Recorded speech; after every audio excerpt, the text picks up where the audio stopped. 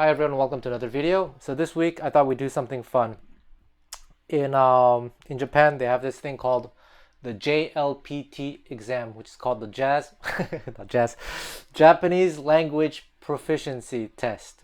So I thought, why not make the JHPT test, Jazz Harmony Proficiency Test.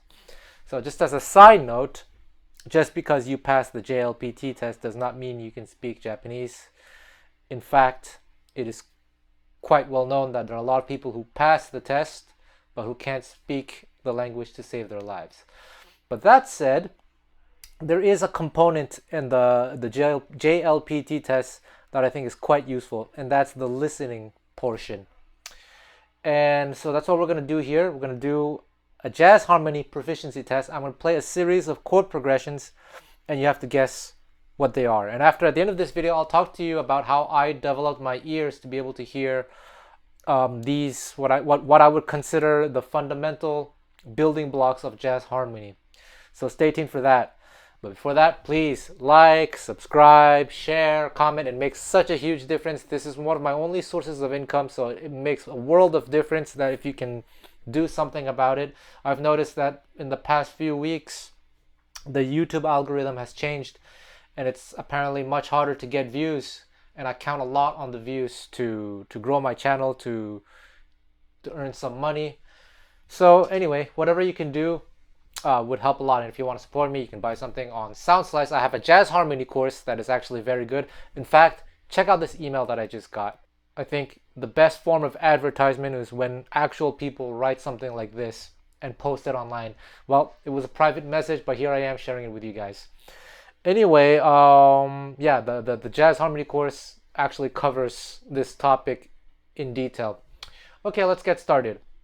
So I'm going to play a series of chord progressions for you, and I'm going to start with chord progressions that you may find in the 1930s.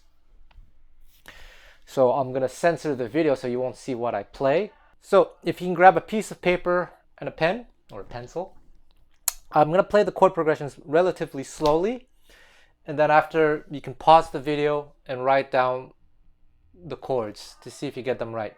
Now when you write them down, you don't have to write the exact voicing, just the basic chord quality is enough. Like if it's a minor 7, minor 9, or just even minor triad, it's not so important. Minor would be good enough. If I play a G13 or G9, G7 is enough. Major 7, whatever. Major is enough. I mean, you get bonus points if you get it right, and it's not like I'm going to correct you. So here comes the first one in the key of C. 1, 2, 3, 4.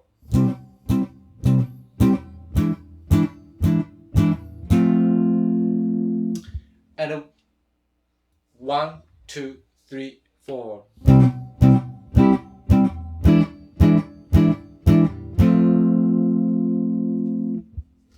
So here's the answer. C, E7, F. You hear this in songs like On the Sunny Side of the Street, I'll Be Seeing You.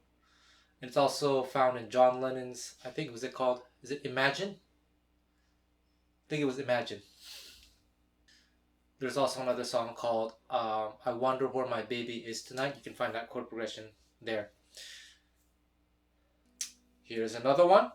1, 2, 3, 4.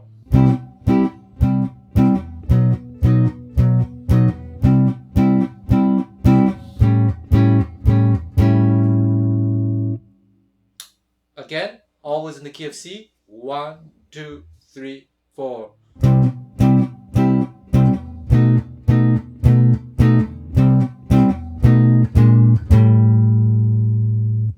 I added some passing chords here, but you don't have to write them down. You get bonus points if you do.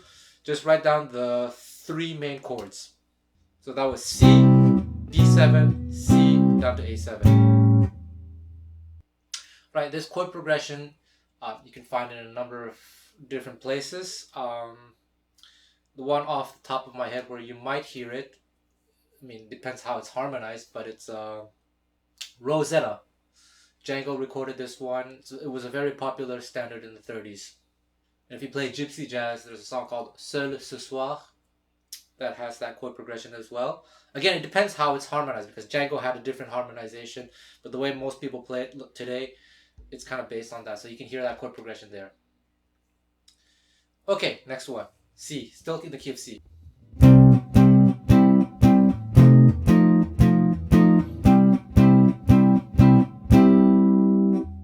One more time.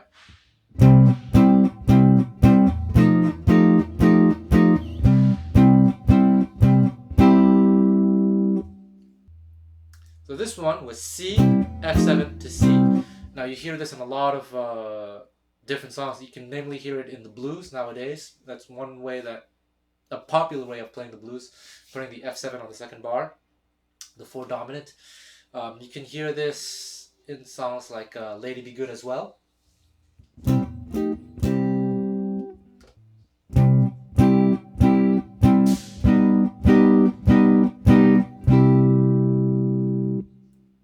One more time.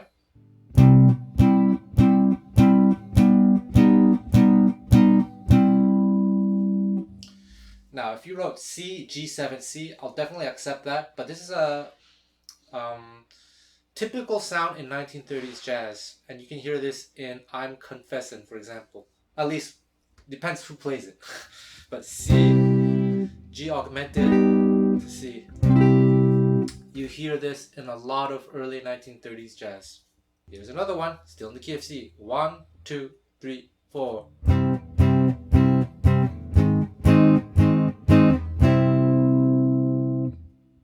Again, 1, 2, 3, 4.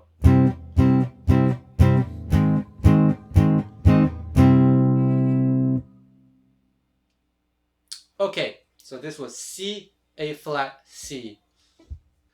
So the C to the A flat is a very common chord move again in early jazz. You can hear this, for example, in Django Reinhardt's Stomping at Decca. There's another tune called Bye Bye Blues where you hear that as well. And some people instead of playing A flat major, they play A flat 7. So those are two possibilities. I'll accept them both, but what I played was just major. And actually, this is also the foundation for a song called Just Friends. You can find that chord progression in there as well. So in the key of C, Just Friends, there, this one. This is the one. But actually, it was not originally composed this way, but a lot of players today use that. You can also hear this in Out of Nowhere. But again, when people play today, they add a few extra chords, namely E flat minor to A flat. Okay, but it's that chord progression. Here's another one that's very typical of 1930s jazz again, the key of C. 1, 2, 3, 4.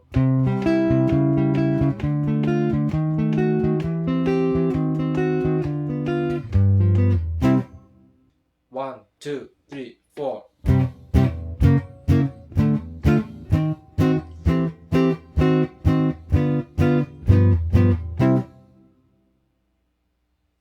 So I played a C major to C sharp diminished, which is an A7, to D minor, to D sharp diminished, which is the common tone diminished chord, to C over E, then back down to this time E flat diminished, that's relating to D minor 6, or G7 with D bass, and then G7.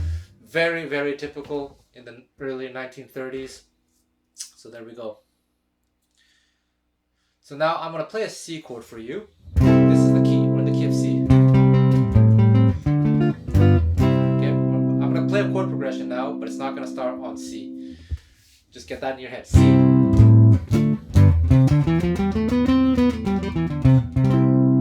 Okay, here comes the chord progression. 1, 2, 3, 4.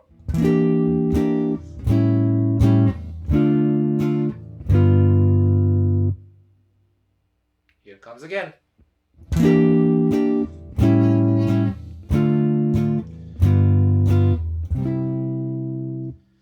So what did I play? I played E minor 7 flat 5, A7, D minor, G7. You find this in quite a lot of songs, especially now in contemporary jazz. If you go to jazz jam sessions, something that you hear quite a lot, especially at the end of a song in a major key. Where does it naturally occur? Well, it naturally occurs in Django Reinhardt's Swing 42. And if you play Gypsy jazz, there's this song called Norwegian Dance. The way that people play it today, they add that chord progression as well. So a very good one to be able to hear. Next one, I want you to hear the key of C one more time.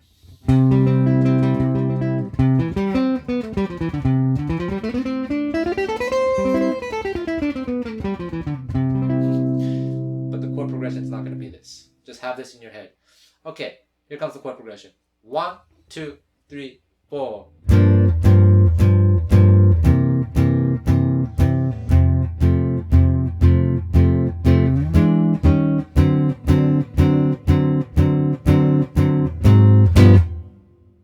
So the passing chords are not very important, but here it is again.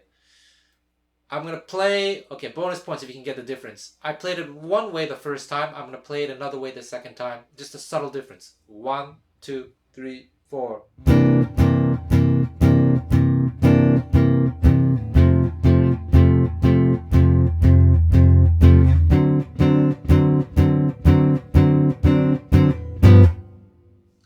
So this chord progression is useful to know because you hear it everywhere.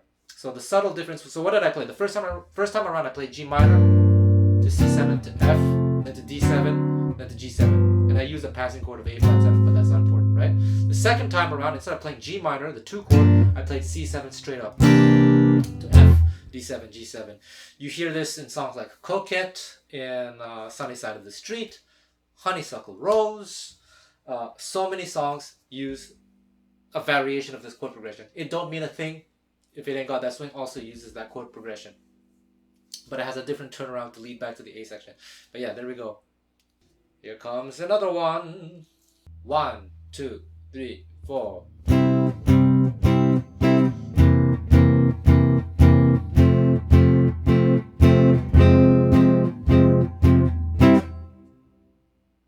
Here it is again. 1, 2, 3, 4.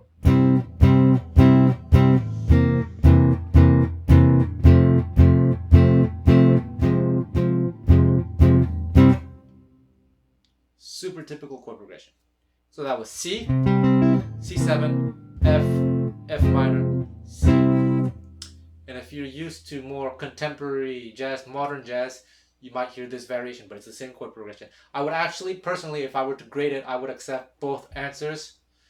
If you had just written F to F minor instead of what I'm about to play, which is this: C, C7, F, B flat 7. B flat 7 is a substitution for F minor. I personally would accept both answers. Maybe just give you like an extra bonus 10 points for getting the right bass line. B flat. Okay, here's another one. 1, 2, 3, 4.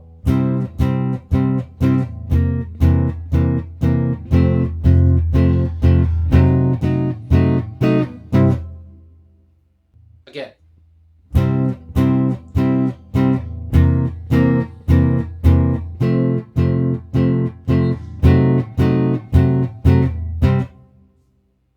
There we go. The answer was C, C7, F, F sharp diminished to C off and over G. But I just played C here. There we go. Let's do one in minor now. We're going to be in the key of A minor. 1, 2, 1, 2, 3, 4.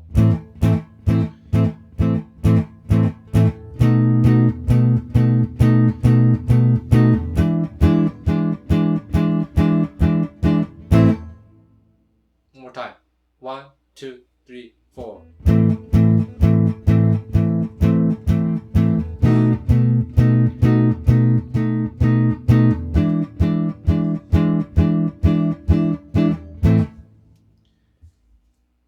Answer was A minor, B7, E7. You can hear this not exactly like this in this shape, but with the same chords in Lullaby of Birdland. You can hear this in Jordu. And you can hear this if you play Gypsy jazz in this song called Swing Giton. Here's another chord progression. 1, 2, 1, 2, 3, 4.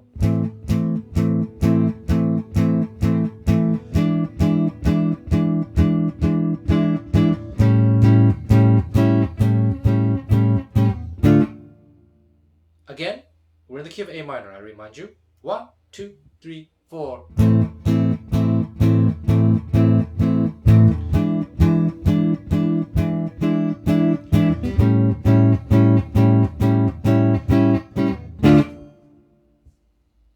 You hear this off the top of my head in a song called Ricardo Bassa. It might not appear again in this exact form. There may be like different chords, like adding the 2 chord. It can be like this.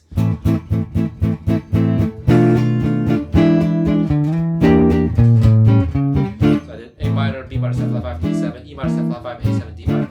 The 2 chord can be added to the 5 chord. You should buy my harmony course where I explain the nature of the 2 chord. There we go. Okay, so how did you guys do? Let me know in the comments. I think these are fundamental chord progressions. And the way I got pretty decent at this, well, believe it or not, is by learning songs. I've shared this story many times before, but as soon as I started playing Django style gypsy jazz, I was very lucky enough to have found some other people to play with, and we played all the time together, and we had regular gigs like twice a week for a few years. So we had to learn quite a lot of songs, and so as not to get bored, we had to like vary the repertoire as well. And that's where I really got started. I learned so many songs that were typical, that are typical in that style. And that is the foundation for my knowledge of harmony and how I train my ears. Actually, I didn't purposely set out to train my ears. It just happened because I was playing these songs all the time. They just got in my ears. And I've also shared this story before, because when I first started learning jazz around the age of 18, like seriously learning jazz, I couldn't hear chord progressions. That was my main weakness. I could figure out the notes in people's solos, but when people played chords, I had quite a lot of difficulty. And if you're the same as me, the way I fixed that, well, of course, nowadays you have charts, lead sheets, and whatnot. So I did use books in the beginning. I memorized them. But what is very important after, and this is something that a lot of people, even professionals, aren't able to get past, is at one point you want to get rid of the books because you want to have those chord progressions internalized. So you couldn't hear the chord progression, so you use a book. And you learn it that way. Then you're going to listen to recordings and try to hear if it's the same or not. If it's not, you can try to look for another book that maybe has the same chart. Because I should say that jazz standards, especially in the old days, they were not standardized the way they are today. Nowadays we have the iReal Pro, and most people are using the changes from the iReal Pro. But then, even 20 years ago, you had the real book.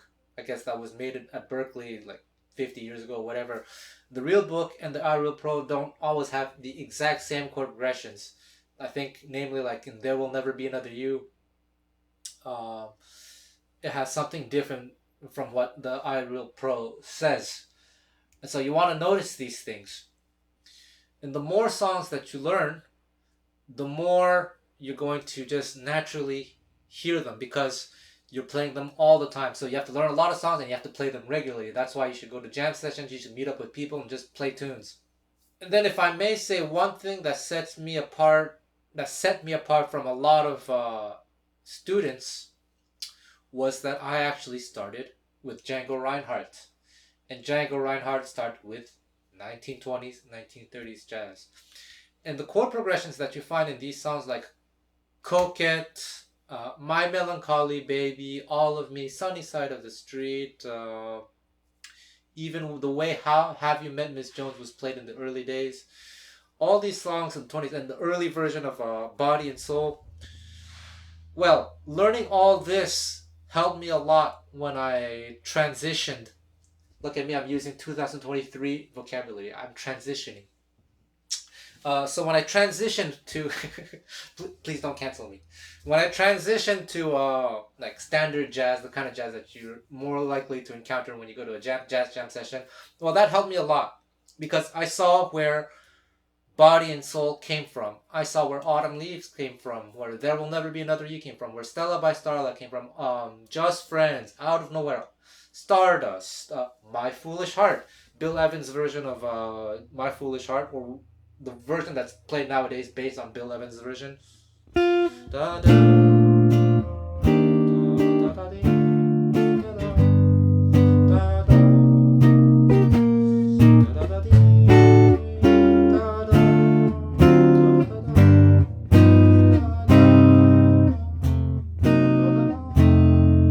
okay, so all these complicated chord progressions: B flat, E flat major, D minor. I don't think Bill Evans went to E flat major, but whatever. D minor, G7, C minor, then A sus.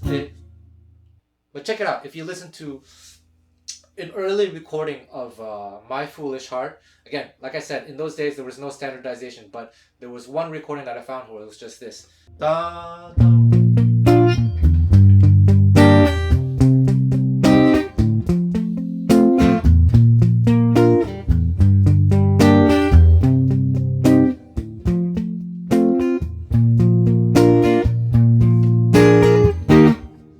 Like 50s rock and roll chord progression.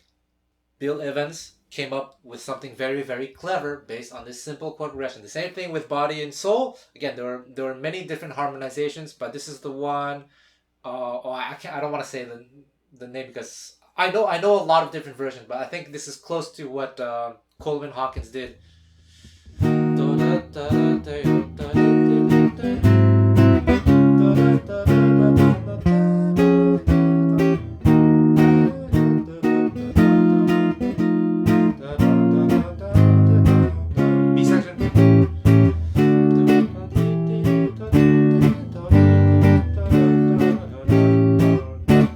So what did I play? E flat minor for 1.5 bars, then after this A flat augmented, D flat, and then this chord progression that I talked to you about, that I showed you in the test. Then after F7, B flat minor, A flat 7. So B part, D, A7, G, G minor, D.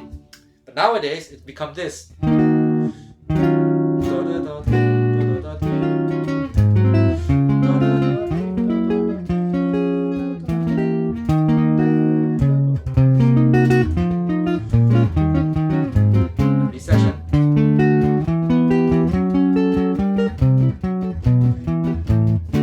The real book if you want to get those chords. But you see, because I studied the early form of jazz, I understood where all these fancy harmonizations came from. And that helps a lot for soloing because often in my solos I simplify to the skeletal structure of the song. So for a little portion of this video, I forgot that I was not wearing my microphone because I went outside to yell at the guy who was speaking really loud. And so I hope in the post processing I can somehow fix the volume, but I'm back with the microphone now. And one thing that is very, very interesting to note is that all these master musicians who harmonized all these standards, they came from the early form of jazz. They were very, very familiar with this. That's how they were able to reharmonize it. They got bored of playing the same chord progressions, so through their own cleverness and through experimentation, they come up with the standardized versions that we play nowadays. That was definitely true of Bill Evans, who apparently grew up playing boogie woogie and stride piano and all that kind of stuff. I know that Charlie Parker was quite fond of the jazz that he grew up listening to in the 1930s. So things like that. So actually, I come from that same school, and it's helped me a lot in getting to understand how jazz harmony works. So that's why I think my jazz harmony course on Soundslice is unique and special, because there are not many other people. I don't even know anyone else who's teaching harmony the way I am teaching it. And I know so because I've talked to college professors who teach harmony, and one, snotty college professor from a renowned institution once tried to argue with me. And I explained, most people don't know where 2-5-1 comes from. And that person was like, it comes from classical music. Well, actually, yes, they're not wrong. It does come from classical music. But in the context of jazz, there's a specific evolution to the 2-5-1 chord progression, and I talk about it in my harmony course. That's what I'm saying. Like a lot of these jazz harmony chords that you learn are from school, that system was invented in an era that came much after the 1930s style of playing jazz. And so it's kind of like it's lost knowledge, but not so lost, because if you listen to the music, you will find it. And that's exactly what I did. And that's where all these great players like Miles Davis, Bill Evans, John Coltrane, all these players from the 50s, 60s who pretty much set the standard for how jazz harmony is taught today, they were coming from the early form of jazz, 1920s, 1930s. So there we go. That's how I trained my ears. I didn't do it on purpose. I just listened to a lot of music attentively, and I learned a bunch of songs.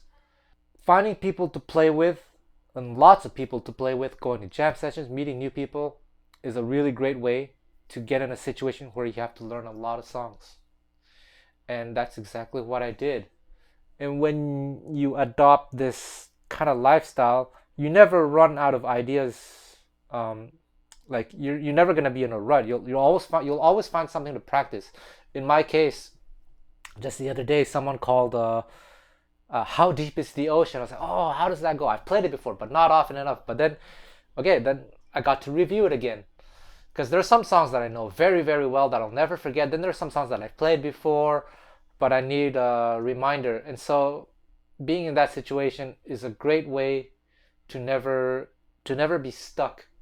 If you like my intro solo, you can find the transcription on SoundSlice. And be sure to browse my courses as well. But a lot of how I improvise is influenced by the way I perceive harmony. So check out my harmony course. So there we go. I hope this video was useful. Check out my harmony course. Thank you very much. Bye bye.